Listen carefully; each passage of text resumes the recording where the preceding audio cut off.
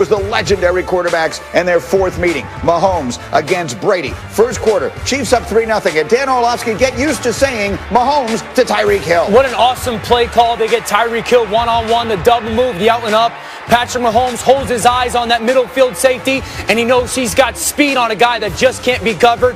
Beautiful throw. I love the execution by the Kansas City Chiefs. 75 yards on the touchdown. It went 61 yards in the air. Then it's Mahomes again. It's Hill again. And this time, Danny, watch him stick the landing. Unbelievable. They put him at a different spot this time. Third in the progression. Cross the field with your speed. Defender underneath. A beautiful throw by Patrick Mahomes, and then the cheetah with the finish. 203 yards and 2 touchdowns in the first quarter for Tyreek Hill. But Brady was looking to answer. There's his favorite target, Rob Gronkowski up the middle. He had 106 receiving yards on the day. And then he turns to Ronald Jones, and Rojo turns into Ronaldo Nehemiah. Watch him with the little hurdle. Up and over, Dan, for the touchdown. Awesome job of play-action pass, an easy check-down completion to Rojo. And then he does a great job of being athletic on the sideline, keeping that left foot in bounds. And finally, the Bucs get on the board. 20-7 Kansas City at halftime, midway through the third. I will simply say this. If you have Tyreek Hill on your fantasy team, mazel tov. Here he is again. Another touchdown. He was unstoppable on the day. So Tyreek Hill, there was just nothing they could do with him, and we'll talk about what they were trying to do with him as we continue. But he's making phone calls. He's having himself quite a day. Now, ensuing drive for the Buccaneers. Dan, here we go. Tom Brady heating up, 44 yards to Godwin. This is an unbelievable throw on 3rd and 15. As he's getting hit, he sees that safety collapse, throws that post over the top, and then the very next play, they try to take another shot, gets a little pressure, that ball floats in the air, and Breland makes an easy interception. Got to keep number 12 clean.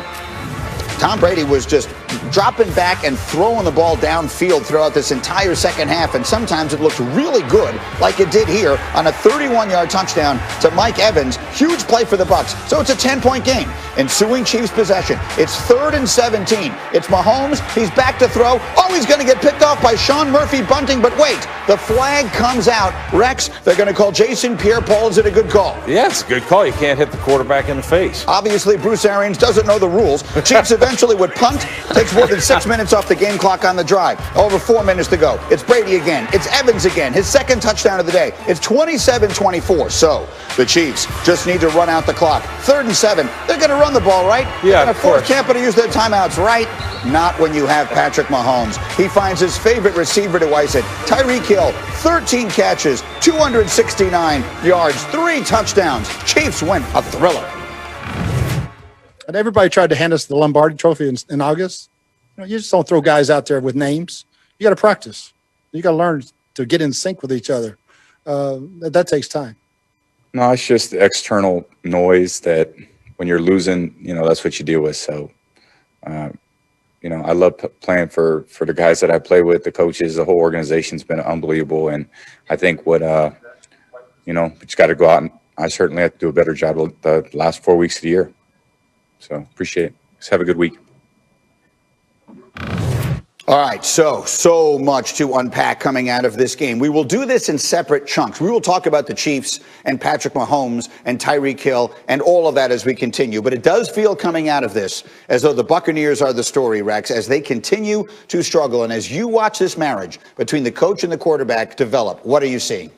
Oh, man, I see Bruce Arians, can I just say, once we heard him say, we wanted to give him the Lombardi Trophy, because we made an assumption. The assumption, Greedy, was that you're going to put your player in the best position to be successful. And he's not. What would you do? You would go and you'd say, okay, Brady, we're going to run your offense. They don't do that. I don't care what people say. Here we are getting ready to play in December. They're still not running Tom Brady's offense. The worst thing, I'm going to say Bruce Arians was a heck of a football coach. The worst thing that ever happened to Bruce Arians was when the no risk it, no biscuit caught fire. Now he's into this. This is who I am and all that stuff. Man, you were a great football coach. It wasn't about your hat. It wasn't about your slogans or any of that other BS. Go back to doing what you would do. Put your player in the best possible situation. Tom Brady, we're running your offense. All right? Why? Because you had a hell of a lot more success than we've ever had as coaches or anything else. So to me, that's the biggest disappointment. Danny, let's talk about the offense that they are running, because you've been saying it for a while and I've been saying it for a while. And yesterday, Tony Romo was saying it on the telecast. Are they running the right offense? Absolutely not. The Buccaneers offensively are the walking definition of insanity, doing the same thing over and over and over again and expecting different results. Here's my thing. Last week I ranted on the motion. All right, so now this week you have no plan for pressure? Like, there's no way to communicate at the line of scrimmage. What's our plan for pressure? How are we going to communicate against it? And how are we going to execute with it? And then the lack of play action pass. Like, the lack of play action pass is something that I've talked about for about 6 weeks with this offense. Tom Brady, by every measure right now, is the second-ranked play action passing quarterback in the NFL. It keeps him clean. It helps their offensive line using protection. It creates some of the chunk passes. They ran it 5 times yesterday. 5. So last week, you ran motion 6 times.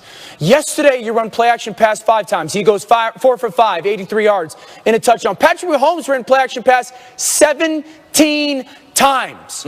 Right now, Bruce Arians is wasting Tom Brady. He got served on a silver platter, the greatest quarterback to ever play. And all you had to do was use him the right way. And he's completely failing Tom. And I've got fear that it's going to bury this football team this season. So you and I see that the same way. Ryan Clark, following you on Twitter as I do, and getting the chance to chat with you often as I do, I clearly get a sense that you don't think it's all on the coaching here. What are you seeing? No, I heard Rex talk about his assumption, right? The assumption was that under Bruce Arians, we would get the 5,000 yards that Jameis Winston had last year, but because of Tom Brady, we wouldn't get the mistakes. Nobody said that they'd get Tom Brady. Bruce Arians would change what he does, and that's why Tom Brady wouldn't turn the ball over. No, we thought that Tom Brady wouldn't turn the ball over because he's freaking Tom Brady. And we thought that you would get all of this explosion because you had Mike Evans, who, guess what, was good with Bruce Arians. Because you had Chris Godwin, who, guess what, was good with Bruce Arians. So we know that Chris Godwin can do these things Bruce Arians is asking him to do. We know that Mike Evans can do these things that they're asking him to do, but we thought once you got Tom Brady, you would eliminate mistakes, but that hasn't happened. So now what we want to do is, oh, Bruce, you're wrong. Oh, Byron Leftwich, you're not calling the right plays. Look how much Patrick Mahomes gets to play action. No, Tom Brady has to take some of this as well. He's missed more. He's been off target more than anybody in the NFL, 87 times. That ain't coaching. Having an open guy and not putting the ball on him isn't coaching. That is player-led. That is player-driven. And at some point, we're going to have to stop saying that everything that ever happens bad to Tom Brady is because he has bad coaching. No, say it. Number 12 ain't playing good. They can change some things, yes, but 12 has to be better, and he even said it himself. Go ahead, Rex. No, I mean, I agree. Brady certainly has to be better. But this is a 42-year-old man. 43. He's a 43-year-old guy. And all we're going to do is we're going to drop him back more than any quarterback in the league, like 67% of the time. Where's the running game? That's the reason you don't run play action, because you don't run the darn football. And to me, this thing is mind-boggling, absolutely mind-boggling. And when Peyton Manning had a similar situation, he went to Denver. What happened there? Peyton ran the whole darn thing. Why wouldn't you take your Super Bowl? Bruce, you can put that up there. Here's another Super Bowl right here. Like, you have an unbelievable opportunity, and I agree with Dan that they're wasting it. And again, look, Brady, of course, he's throwing way too many interceptions. I don't disagree with that. But one of the reasons is because you ain't using them right. So maybe both can be right. Maybe both sides of this can be true. Maybe they are not running the right offense for him, and maybe he's not comfortable in it and not playing well in it and showing a little bit of his age and all of those things. The question is it salvageable? I got 1 minute. Dan Orlovsky, salvageable, yes or no for Tampa this season? No, I can't sit here after seeing what 12 weeks of football and go, they're going to reinvent their offense. I think they're a good football team. They'll make the playoffs, but I can't sit here and pound the table that they're the best in the NFC. RC, well, best in the NFC is one thing. How about even making any chance of making a reasonable run? RC, can they salvage this thing?